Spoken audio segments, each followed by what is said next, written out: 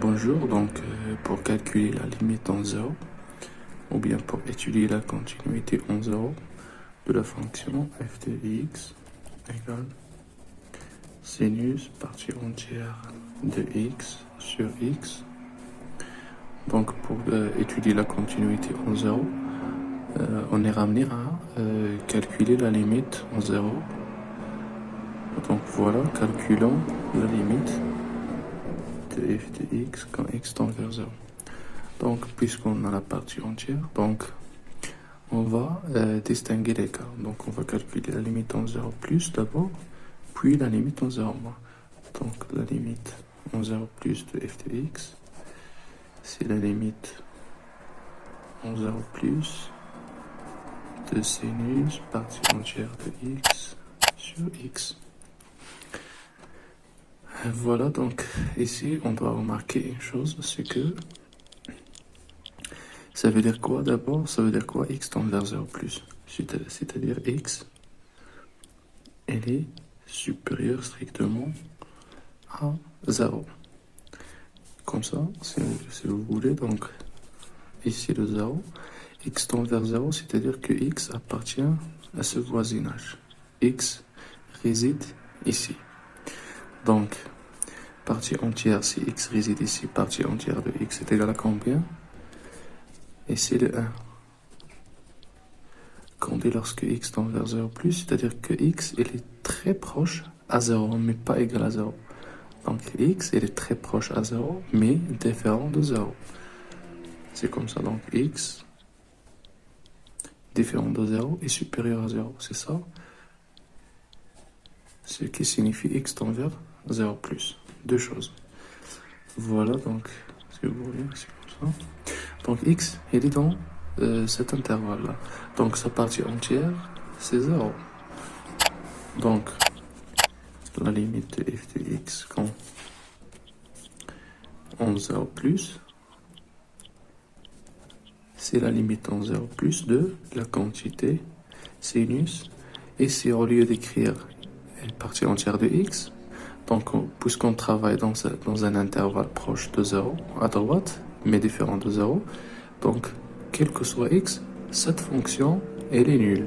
Partie entière de x est égale à 0, quel que soit x.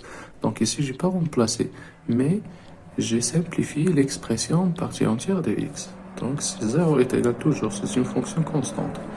Donc sur x, voilà, donc c'est égal à la limite en 0 plus de sinus 0, c'est 0. 0 sur x, et c'est différent de 0, on a le mentionné ici. Donc c'est égal à 0. Voilà. Donc passons maintenant à la limite en 0 moins. Pardon, de f de x. Donc c'est égal à la limite en 0 moins de sinus partie entière de x sur x. Donc la même idée, la même procédure. Donc on doit simplifier partie entière de x. Donc x dans 0 moins, c'est-à-dire x tend vers 0 moins, ça veut dire que x est inférieur à 0 et x différent de 0. Géométriquement comme ça, donc moins 1, donc x, il est ici. Donc partie entière de x, d'un nombre x qui appartient à ça, donc c'est égal à moins 1, puisque il est différent de 0, donc il ne peut jamais être égal à 0. Donc simplifions les choses, donc notre limite en 0 moins de sinus partie entière de x sur x, c'est la limite en 0 moins de sinus partie entière de sinus moins 1. Voilà. C'est comme ça, donc ça c'est un nombre, c'est une constante. Donc sur 0 moins 1 sur 0 moins, ou bien alpha sur 0 moins, ça c'est différent de 0. Pourquoi? Parce que sinus moins 1 c'est différent de 0. Sinon, si c'est égal à 0, donc ça, la limite va être égale à 0, puisque ça différent de 0. On le mentionne ici. Très important. Donc, c'est 1 sur 0 moins, donc c'est moins de l'infini. Pardon, c'est plus l'infini puisque ce nombre est négatif. Pourquoi? Parce que sinus de... Ou bien ça dépend. Si vous voulez, au lieu d'écrire, ce n'est pas nécessaire de s'assurer du signe de ce nombre.